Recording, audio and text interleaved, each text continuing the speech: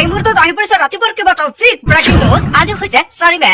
এখন আসনত জয়ী হৈ ৰাজ্যৰ লাখ লাখ মহিলাৰ একাউণ্টত অৰুণোদয় আঁচনি 950 টকা প্ৰদান কৰিব ৰাজ্যৰ মুখ্যমন্ত্ৰী হিমন্ত বিশ্ব শৰ্মাৰ বৃহৎ ঘোষণা।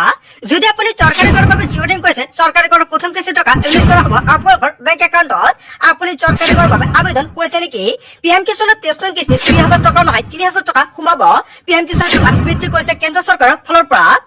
যদি আপুনি আপোনালোকৰ 10,000 টকাৰ চেক পাইছে, 25,000 টকা সোমাব আপোনালোকৰ বেংক একাউণ্টত। ৰেচন কাৰ্ড থাকিলে চলতে লাভ কৰিব 5টা নতুন আঁচনি।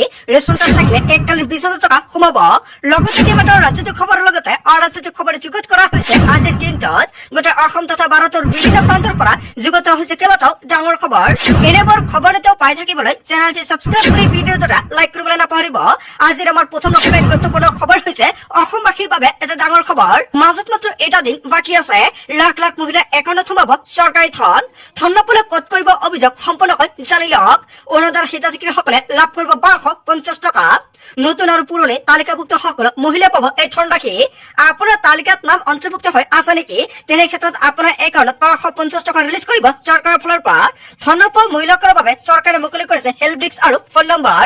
ফোন কৰি দিয়ক আপুনি অভিযোগ। ফোন নম্বৰটো হৈছে 1800202626। পুৱা 10 বজাৰ পৰা সন্ধিয়া 6 বজালৈকে ফোন কৰিব পাৰিব এই নম্বৰতে। ৰাজ্যৰ বিত্ত বিভাগে মুকলি কৰিছে এই হেল্পলাইন নম্বৰ। অৰুণোদয় 2.0 অৰুণোদয় 3.0 টকা প্ৰদান কৰা হ'ব আপোনালোকৰ বেংক একাউণ্টত। বিধৱা পেঞ্চন, বৃদ্ধ পেঞ্চন আৰু দিব্যাংগ পেঞ্চন প্ৰতিগৰাকী হিতাধিকাৰী একাউণ্টত এই টকা প্ৰদান কৰিব। অৰুণোদয় আঁচনিৰ লগতে মুঠ 6 টকাকৈ 80 টকা প্ৰদান কৰিব ৰাজ্যৰ মুখ্যমন্ত্ৰী হিমন্ত বিশ্ব শৰ্মাই। মাজত মাত্ৰ কেইটামান ঘণ্টা বাকী আছে। তাৰ পিছতে প্ৰতিগৰাকী হিতাধিকাৰী একাউণ্টত এই টকা প্ৰদান কৰিব। আজি ফলাফল ঘোষণা হ'ব। অলপ পিছতে ফলাফল ঘোষণা হোৱাৰ পিছতে পুনৰ যদি হিমন্ত বিশ্ব শৰ্মা মুখ্যমন্ত্ৰী হয় তেনে ক্ষেত্ৰত অৰুণোদয় আঁচনিৰ টকা আপোনালোকে লাভ কৰিবই। সেয়েহে আজি ভিডিঅ' যিমান পাৰে শ্বেয়াৰ কৰি দিয়ক। যিসকল অৰুণোদয়ৰ হিতাধিকাৰী এতিয়ালৈকে KYC আপডেট কৰা নাই, অতি শীঘ্ৰে বেংকত গৈ KYC আপডেট কৰক, অন্যথা আপোনাৰ একাউণ্টত এই টকা আপুনি নাপাব। তাৰ পিছত অসমবাসী ৰাজকীয় আমাৰ পৰৱৰ্তী অসমীয়া গুৰুত্বপূৰ্ণ খবৰ। লগতে এটা ডাঙৰ খবৰ, বুধবাৰলৈ সাজু হওক আপুনি। বুধবাৰে পুৱাই দেশৰ কোটি কোটি কৃষকৰ একাউণ্টত সোমাব 2,000 টকা। নতুন নিয়মেৰে এইবাৰ দেশৰ কৃষকৰ একাউণ্টত জমা হ'ব ধন ৰাশি। খেলি মেলি হলে কৰক আপুনি ফোন। আজি কৰি লওক আপুনি KYC আপডেট। আপুনি পিএম কিষাণৰ KYC আপডেট কৰিছিলে? যিসকল হিতাধিকাৰী এতিয়ালৈকে KYC আপডেট কৰা নাই, অতি শীঘ্ৰে কৰিব লাগিব, অন্যথা আপোনাৰ বেংক একাউণ্টত পিএম কিষাণৰ ধন ৰাশি নাপাব। KYC আপডেট নকৰিলে লাভ নকৰিব পিএম কিষাণৰ ধন ৰাশি। জালিয়াতিৰ নাম সন্নিৱিষ্ট কৰা হাজাৰ হাজাৰ ভুৱা কৃষকৰ নাম কঠোৰ কৰিছে তালিকাৰ পৰা মুকলি কৰা হৈছে হেল্পলাইন নম্বৰ। যদি আপুনি যোগ্য হিতাধিকাৰী তথাপিও তালিকাৰ পৰা আপোনাৰ নাম পতন হৈছে, তেনে ক্ষেত্ৰত আপোনালোকে দিব পাৰিব অভিযোগ। অন 526 নম্বৰটো ছেভ কৰি ৰাখক আপোনাৰ মোবাইল ফোনত। যদি কিবা সমস্যা হয় সম্পূৰ্ণকৈ সমাধান কৰি দি দিব। তাৰ পিছত অসমবাসী ৰাজকীয় অসমৰ পৰৱৰ্তী অসমীয়া গুৰুত্বপূৰ্ণ খবৰ। লগতে এটা ডাঙৰ খবৰ, ৰাজ্যৰ লাখ লাখ লোকৰ বাবে আটাইতকৈ ডাঙৰ খবৰ আহি পৰিছে। অসমত নতুনকৈ 5,000 পৰা 4,000 লোকে পাব ৰেচন কাৰ্ড সুবিধা। হয়, এটা ডাঙৰ খবৰ আহি পৰিছে। 5,04,000 লোকক নতুনকৈ ৰেচন কাৰ্ড প্ৰদান কৰা হ'ব। আপোনাৰ ৰেচন কাৰ্ড আছেনে? যদি ৰেচন কাৰ্ড আছে আপুনি কেইবাবিধ নতুন সামগ্ৰী লাভ কৰিব। সামগ্ৰীৰ লগতে আপোনাৰ বেংক একাউণ্টত এককালীন 20,000 টকা লাভ কৰিব। বাদ পৰি থকা হিতাধিকাৰীৰ তালিকা প্ৰস্তুত কৰিছে চৰকাৰৰ ফালৰ পৰা। প্ৰতিটো সমষ্টিত নতুনকৈ 4,000 হিতাধিকাৰী অন্তৰ্ভুক্ত হ'ব ৰেচন কাৰ্ডত। বহু পৰিয়ালত 2ৰ পৰা 3জন সদস্য নাম বাদ পৰি আছে ৰেচন কাৰ্ডৰ পৰা। পৰিয়ালৰ প্ৰতিগৰাকী সদস্য নাম অন্তৰ্ভুক্তৰ প্ৰক্ৰিয়া আৰম্ভ কৰিছে চৰকাৰে। 126টা সমষ্টিতে নতুনকৈ 4,000 হিতাধিকাৰী পাব ৰেচন কাৰ্ড। ইয়াৰ পাছতে বাদ পৰি থকা লোকৰ নাম অন্তৰ্ভুক্তৰ চিন্তা চৰ্চা কৰিছে ৰাজ্য চৰকাৰৰ ফালৰ পৰা। কেন্দ্ৰ চৰকাৰে এই ক্ষেত্ৰত বিচাৰিছে অনুমতি। যোৱা বছৰত নতুনকৈ 40 লাখ লোকে লাভ কৰিছে ৰেচন কাৰ্ড। আপুনি নতুনকৈ ৰেচন কাৰ্ড পাইছেনে? যদি পাইছে কমেণ্ট কৰি জনাই দিয়ক। যিসকল হিতাধিকাৰী ৰেচন কাৰ্ড আছে, চেনি দালি নিমখ মিঠাতেলৰ লগতে লাভ কৰিব 0.5 কেজিকৈ চাহপাত। ৰাজ্যৰ মুখ্যমন্ত্ৰী হিমন্ত বিশ্ব শৰ্মাই কৰিছে বৃহৎ ঘোষণা। অলপ সময় বাকী আছে, তাৰ পিছতে ৰেজাল্ট ঘোষণা কৰা হ'ব। ৰেজাল্টত যদি পুনৰ হিমন্ত বিশ্ব শৰ্মা মুখ্যমন্ত্ৰী হয়, তেনে ক্ষেত্ৰত ৰেচন কাৰ্ড থাকিলে সম্পূৰ্ণ বিনামূলীয়া হ'ব সকলো সামগ্ৰী, লগতে মিঠাতেল আৰু চাহপাতো আপুনি লাভ কৰিব। তাৰ পিছত অসমবাসী ৰাজকীয় অসমৰ পৰৱৰ্তী অসমীয়া গুৰুত্বপূৰ্ণ খবৰ। লগতে এটা ডাঙৰ খবৰ, চৰকাৰী পকীঘৰৰ তালিকাত সোমাইছে বহু ভুৱা হিতাধিকাৰীৰ নাম। কেঁচুঘৰত থাকিলেহে পাব আপুনি পকীঘৰ। জীৱিকা সুখীয়া পঞ্চায়ত আৰু গ্ৰাম উন্নয়নক বিহুদিশ হৈছে। ইয়াক লৈ কেন্দ্ৰীয় চৰকাৰৰ ফালৰ পৰা বিৰোধ সিদ্ধান্ত গ্ৰহণ কৰিছে। গুৱাহাটীৰ ফটোবাৰী যথমতে হিতাধিকাৰী পৰাইছে সংখ্যা। গাঁও পঞ্চায়তক শুদ্ধ তালিকা দিয়াৰ আহ্বান মন্ত্ৰী ৰঞ্জিত কুমাৰ দাসৰ। দুৰ্নীতি কৰাসকলৰ বিৰুদ্ধে কঠোৰ হ'ব চৰকাৰ। দুৰ্নীতি কৰা জীৱিকা সুখী গাঁও পঞ্চায়তৰ সভাপতি যাব লাগিব জেললৈ। কেঁচুঘৰৰ ভুল তথ্য দিয়া সকলৰ বিৰুদ্ধে কঠোৰ হৈছে চৰকাৰ। আপুনি এতিয়াও কেছকৰত আছে নেকি? তেন্তে চিন্তাৰ কোনো কাৰণ নাই, অলপ সময় ৱেইট কৰক। পুনৰ অসমৰ মুখ্যমন্ত্ৰী ডক্টৰ হিমন্ত বিশ্ব শৰ্মা মুখ্যমন্ত্ৰী হৈ লাখ লাখ হিতাধিকাৰীৰ একাউণ্টত চৰকাৰে প্ৰথম কিস্তিৰ টকা ৰিলিজ কৰিব। 1 টকাও নিদিয়াকৈ যোগ্য লোকে পাব চৰকাৰী পকীঘৰ। প্ৰতিগৰাকী দৰিদ্ৰ হিতাধিকাৰীয়ে লাভ কৰিব PMAY অধীনত চৰকাৰী ঘৰ। নতুনকৈ 15 লাখ হিতাধিকাৰীয়ে লাভ কৰিব চৰকাৰী ঘৰ। 15 লাখ পকী চৰকাৰী ঘৰত অনুমোদন দিছে প্ৰধানমন্ত্ৰী নৰেন্দ্ৰ মোদীয়ে। যদি আপুনি চৰকাৰী ঘৰৰ বাবে আবেদন কৰি থৈ দিছে বা জিঅ'ৰিং কৰিছে, তেন্তে আপোনাৰ বাবে এটা ভাল খবৰ আহি পৰিছে। আজিৰ ভিডিঅ'ত যিমান পাৰে সকলোৱে শ্বেয়াৰ কৰি দিয়ক। তাৰ পিছত অসমবাসী ৰাজক জনাইছে আমাৰ পৰৱৰ্তী খুবেই গুৰুত্বপূৰ্ণ খবৰ। লগতে এটা ডাঙৰ খবৰ, 100খন আসনত জয়ী হৈ NDA চৰকাৰ গঠন কৰিব অসমত। 90খন আসনৰ 80তকৈ অধিক আসনত অকলে জিকিব বিজেপিয়ে। 10টা 30 বছৰ মানলৈ বিৰোধীয়ে জিকিম কৈ থাকিব আৰু স্বাধীনতাৰ অসমত ঐতিহাসিক জয়লাভ কৰিব বিজেপিয়ে। অসমৰ অভূতপূৰ্ব উন্নয়নৰ বাবে বিজেপিৰ চৰকাৰ হ'ব এইবাৰ অসমত। ফলাফলৰ পূৰ্বে বিজেপিৰ চৰকাৰ হ'ব বুলি মন্তব্য কৰিছে দিলীপ শইকীয়াই। 100খন আসনত জয়ী হৈ NDA চৰকাৰ গঠন কৰিব। আচলতে এইবাৰ কোনে চৰকাৰ গঠন কৰিব অলপ সময় বাকী আছে। কাউণ্টডাউন আৰম্ভ হৈ গৈছে। তাৰ পিছত ভোট গণনা প্ৰক্ৰিয়া আৰম্ভ হ'ব আৰু ফলাফললৈকে সম্পূৰ্ণকৈ আপডেট পাই থাকিব এইটো চেনেলৰ জৰিয়তে। সেয়েহে আপোনালোকে চেনেলটি ছাবস্ক্ৰাইব কৰি ৰাখিব।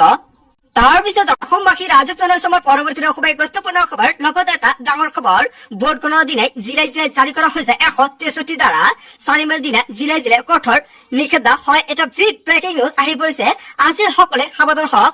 আজিৰ পৰা 163 ধাৰা জাৰি কৰা হৈছে আৰু কোন কোন জিলাত এই ধাৰা জাৰি কৰা হৈছে। প্ৰতিখন জিলাতে 163 ধাৰা জাৰি কৰা হৈছে। কঠোৰ নিৰ্দেশনা জাৰি কৰিছে জিলা প্ৰশাসনৰ ফালৰ পৰা। কি নীতি নিয়ম মানিব লাগিব আপুনি?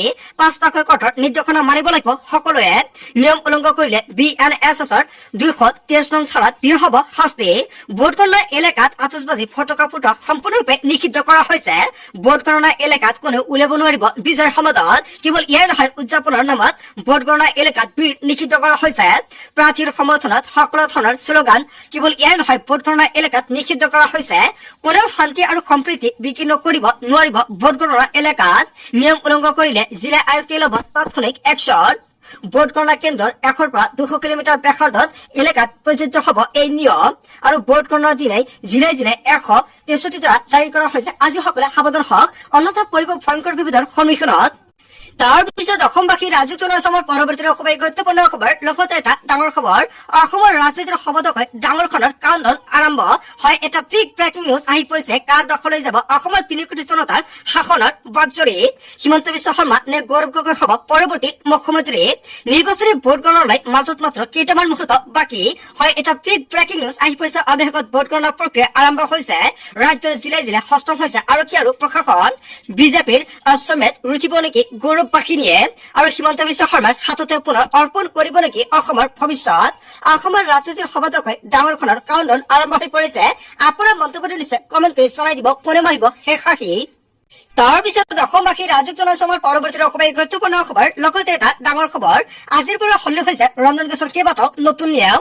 আপোনাৰ ঘৰত ৰন্ধন গেছ আছে নেকি? যদি আপোনাৰ ঘৰত উজ্জ্বলা যোজনা গেছ কানেকশ্যন বা বাণিজ্যিক চিলিণ্ডাৰ আছে, তেনে ক্ষেত্ৰত আজিৰ পৰা কেইবাটাও নতুন নিয়ম সলনি হৈছে। বুকিং আৰু ডেলিভাৰীক লৈ আহি গ'ল নতুন নিয়ম। নাজানিলে আপুনি পৰিব ভয়ংকৰ বিপদত বা আপুনি যদি ৰন্ধন গেছ বুকিং কৰে আপুনি নাপাব পাৰে। OTP অবিহনে লাভ নকৰিব এতিয়াৰ পৰা ৰন্ধন গেছৰ চিলিণ্ডাৰ। 1 মে অৰ্থাৎ আজিৰ পৰা OTP নোহোৱাকৈ নাপাব চিলিণ্ডাৰ। 1 মেৰ পৰা কেইবাটাও নতুন নিয়ম কাৰ্যকৰী হৈছে। চিলিণ্ডাৰ বুক কৰাৰ পাছত আপোনাৰ মোবাইলে যাব OTP। ৰেজিষ্টাৰ্ড মোবাইল নম্বৰত আপুনি লাভ কৰিব OTP। ডেলিভাৰীৰ সময়ত আপুনি সেই OTPটো ক'ব লাগিব। ৰচিদ দি হ'লে OTP দিয়াটো বাধ্যতামূলক। কেৱল ইয়াৰ নহয়, চহৰ অঞ্চলত 21 দিনৰ পৰিৱৰ্তে 25 দিনলৈ বৃদ্ধি কৰা হৈছে গেছ বুকিঙৰ সময় আৰু 2টা চিলিণ্ডাৰ বুকিঙৰ সময়সীমা 25 দিনলৈ বৃদ্ধি কৰা হৈছে আৰু গ্ৰাম অঞ্চলত এই সময় 45 দিনলৈ বৃদ্ধি কৰা হ'ব পাৰে। সময়সীমাৰ পূৰ্বে গেছ বুক কৰিলে স্বয়ংক্ৰিয়ভাৱে কৰি দিব ব্লক আৰু IOCL আৰু BPCL আৰু SPCL কোম্পানীয়ে প্ৰতি মাহৰ 1 তাৰিখে কৰিব আপডেট। গেছ বুকিঙৰ নিয়ম আৰু মূল্য সন্দৰ্ভত আপডেট দিব LPG কোম্পানীয়ে। গ্ৰাহকলৈ জৰুৰী নিৰ্দেশনা জাৰি কৰিছে LPG কোম্পানীয়ে আৰু নিজৰ ৰেজিষ্টাৰ্ড মোবাইল নম্বৰত গ্ৰাহকসকলক সক্ৰিয় ৰখাৰ আহ্বান। আপোনাৰ কিছু লগত মোবাইল নম্বৰ লিংক হৈ আছেনে? যদি কিবা কাৰণত আপোনালোকে মোবাইল নম্বৰটো পৰিৱৰ্তন কৰে, তেনে ক্ষেত্ৰত লগে লগে আপডেট কৰাই লৈ ল'ব। নহ'লে গেছ বুকিঙৰ পূৰ্বে চেক কৰক পূৰ্ব চিলিণ্ডাৰ বুকিঙৰ সময়, কিয়নো গেছ ডেলিভাৰীৰ সময় সময়ত মনত ৰাখক আপুনি OTP দিব লাগিব সেয়েহে আপোনাৰ মোবাইল নম্বৰটো লিংক থকাটো বাধ্যতামূলক উজ্জ্বলা আঁচনি হিতাধিকাৰী আধাৰ আৰু KYC আপডেট কৰাটো বাধ্যতামূলক যদি আপোনাৰ ঘৰত উজ্জ্বলা যোজনা কেছ কানেকশ্যন আছে আধাৰ কাৰ্ড আৰু KYC আপডেট কৰাই ৰাখিছেনে যদি আপুনি কৰা নাই আজি আপুনি কেছ অফিচত গৈ কৰাই লৈ লওক অন্যথা কিন্তু আপুনি বিপদত পৰিব পাৰে চিলিণ্ডাৰৰ কলা বজাৰ নাইকিয়া কৰাৰ বাবে এই পদক্ষেপ গ্ৰহণ কৰিছে আজিৰ পৰা সলনি হৈছে ৰন্ধন গেছৰ কেইবাটাও নতুন নিয়ম সকলোৱে সাৱধান হওক আৰু সাৱধানেৰে গেছ বুকিং কৰক তাৰ পিছত অসমবাসী ৰাজ্যিক জনসংযোগৰ পৰৱৰ্তী খুবেই গুৰুত্বপূৰ্ণ খবৰ লগতে এটা ডাঙৰ খবৰ এক্সিট পল মিছা হ'ব ৰাজ্যত 4 মেত চৰকাৰ গঠন কৰিব বিৰোধীয়ে অলপ সময় বাকী আছে পুনৰ চৰকাৰ গঠন কৰিব গৌৰৱ গগৈৰ নেতৃত্বত বিৰোধী চৰকাৰ হ'ব অসমত বিৰোধী চৰকাৰ আহিলে 100 দিনত ন্যায় পাব জুবেন গাৰ্গে ফলাফলৰ পূৰ্বে চৰকাৰ গঠন কৰিম বুলি মন্তব্য কৰিছিল বিৰোধী নেতাই আৰু মহানগৰীত বৈঠক পাতি প্ৰতিজন বিৰোধী নেতাৰ ডাঙৰ মন্তব্য এক্সিট পল মিছা হ'ব কি এইবাৰৰ জনতাই মন্তব্য দিছে কংগ্ৰেছ